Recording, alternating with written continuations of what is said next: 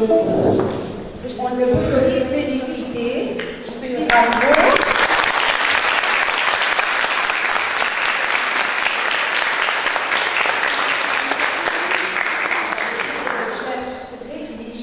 Les vidéos sont aussi riches, ça vous a pris certainement beaucoup de temps, mais ça vaut la peine.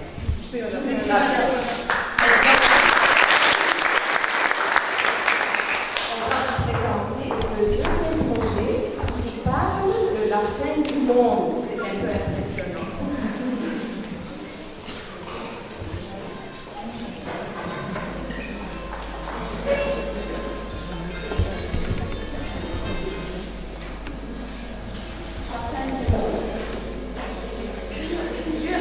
Ce monde, et lui seul a le pouvoir de le détruire. Éclaircissons nos chemins, découvrons le secret de cette fin. Nous discuterons des signes religieux marquant la fin du monde et l'interprétation scientifique concernant cette fin épouvantable.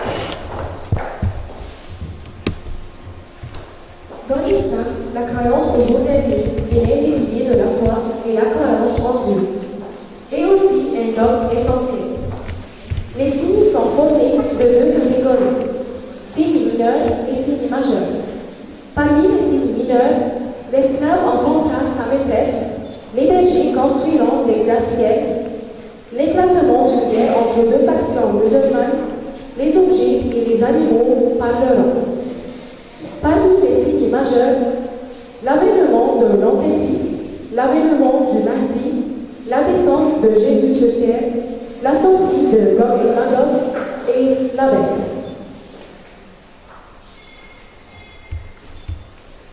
Dans le judaïsme, il y a deux choses. Le jour du Seigneur, dont parle le livre de Daniel, Yom Hadid, le jour de la fête annuelle de Rosh Hashanah. Dans la Torah, il est écrit à propos du jour du Seigneur. Oui, il arrive inclassable, le jour du Seigneur, jour d'emportement et de violente colère, qui réduira la terre en solitude et en exterminera les criminels.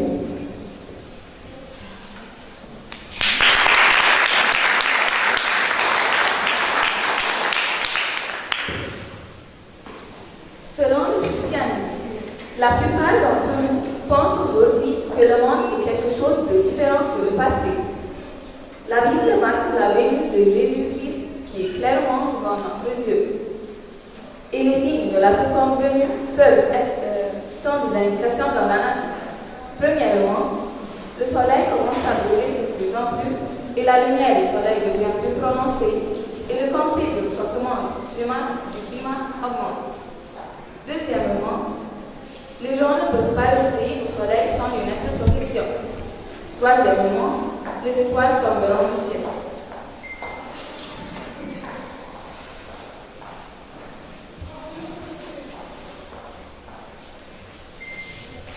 Selon le bouddhisme, les bouddhistes et les hindous voient que le monde passe par des cycles de création. La création, la stabilité, la destruction, suit la récréation et ainsi de suite sans fin.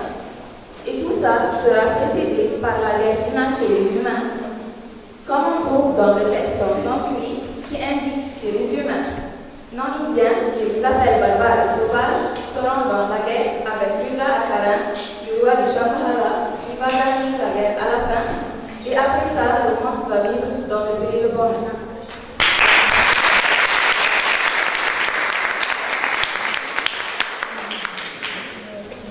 La mythologie maya. La civilisation maya a établi l'une des cultures les plus sophistiquées dans les genres du Mexique et de l'Amérique centrale. Les Mayas nous ont également laissé un calendrier énigmatique, mais malheureusement il ne reste que quelques extraits. Les Mayas croyaient que le monde était divisé en 5 grands cycles, et le prêtre disait que 4 cycles s'étaient déjà écoulés depuis la création de la race humaine. Premier cycle, duré 48 années. À cette époque, vivaient des géants, et ce soleil fut détruit par l'eau. Deuxième soleil, duré 4010 années. Ce soleil fut détruit par Écossa, un serpent du vent. Mais un homme et une femme furent sauvés de la destruction. Troisième soleil, duré 4081 années. Et ce soleil fut détruit par le feu. Quatrième soleil, duré 5026 années. Les hommes y moururent après un déluge du sang et de feu. Cinquième soleil. Ce monde sera détruit car la terre se mettra en mouvement. Et nous périrons tout. Cette fin du monde est prévue pour le 21 décembre 2012, juste avant le coucher du soleil, à l'heure de l'Amérique centrale. Ce qui est troublant, c'est que cette fin du monde n'est pas fait allusion à une catastrophe naturelle, mais à un mouvement de la Terre humaine.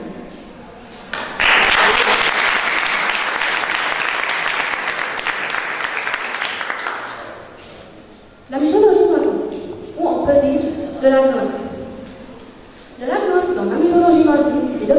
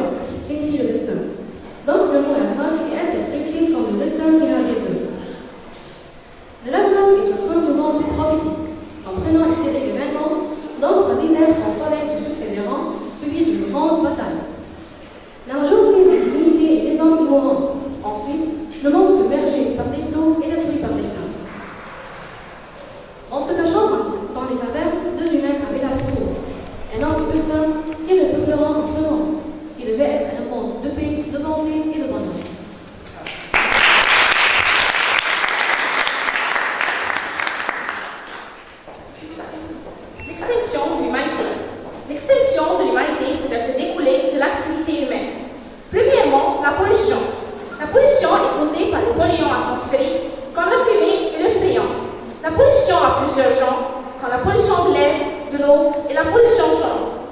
Ce dernier cause une perte d'audition, de l'hypertension et du stress, tandis que la pollution de l'air cause des complications respiratoires et des maladies cardiovasculaires. Et la pollution de l'eau cause 14 000 décès par jour. Aussi, les substances chimiques et radioactives peuvent entraîner le cancer et des maladies congénitales. Ensuite, on a l'effet de serre. Ce phénomène est causé par les polluants, par la combustion de carbone fossile et de la déforestation, ce qui cause un bloc de rayons infrarouges et un réchauffement climatique. D'autre part, il est possible qu'une pandémie se propage chez l'homme et qui provoquera la mort de milliers de personnes. Ensuite, la plupart des réseaux sont maintenant gérés informatiquement. Et si ces réseaux étaient soudain hors service, l'humanité aurait du mal à se remettre. Enfin, la course des armements de nations rend possible, en cas de guerre, la destruction totale de l'humanité.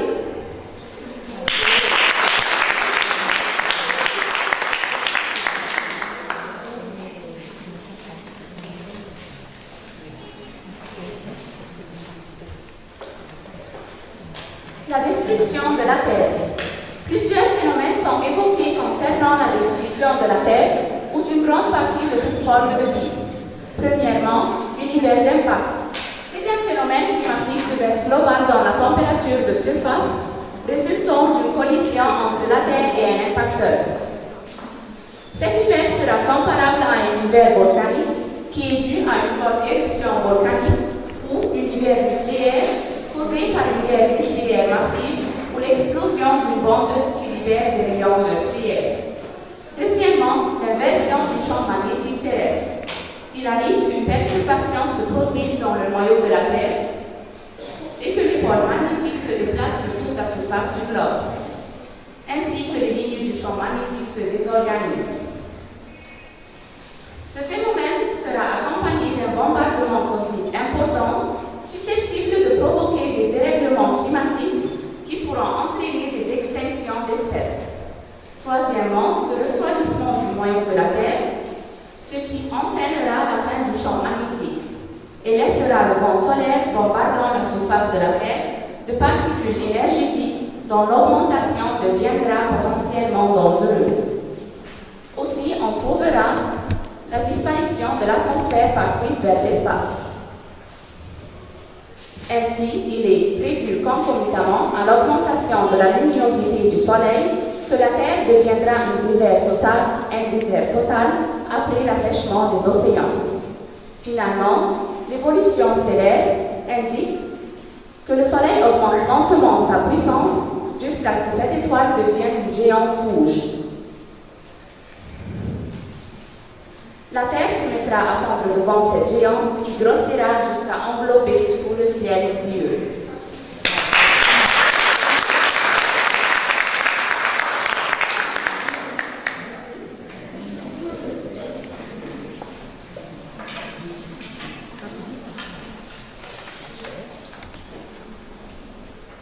Le destin de l'univers.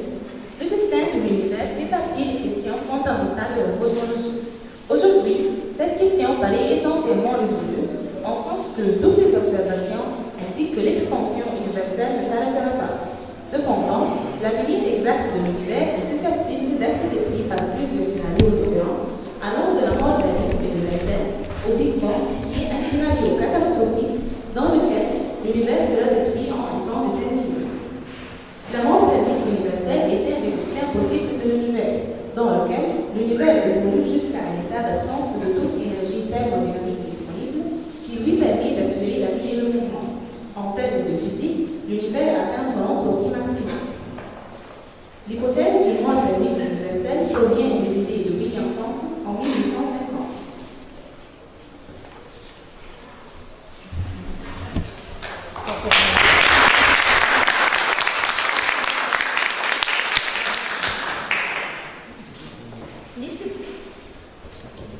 Liste de prédictions de la fin du monde.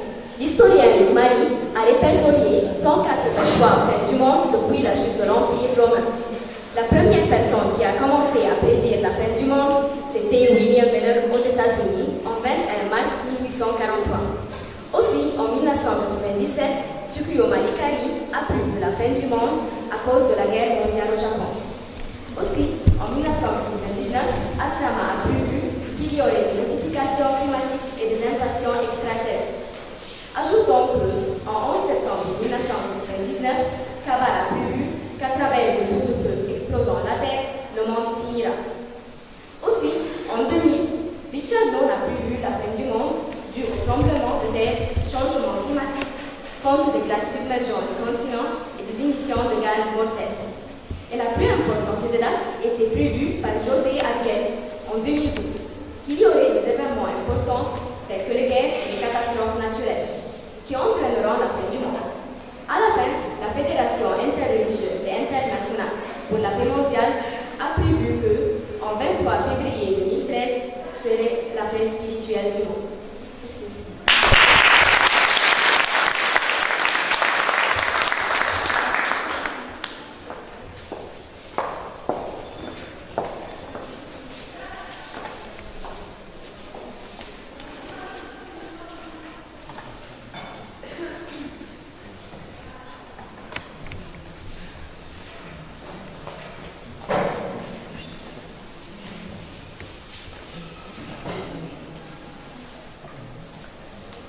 Et avant la fin du monde, ayant un bon cœur, Touchant positivement la vie des autres. améliorant le présent pour un futur brillant, Vivons la vie. Éveillons nos consciences. Donnant une sourire. Et remercions le bon Dieu.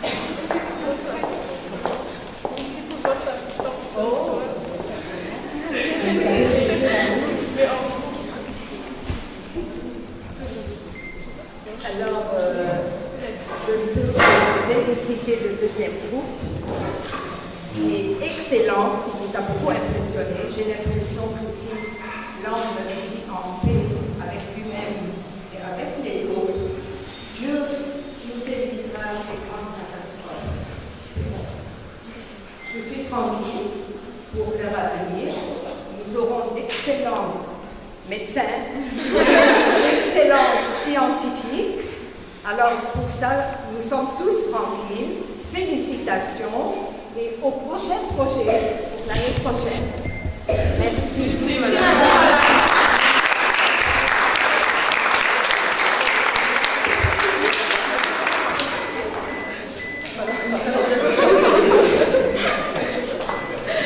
Bravo.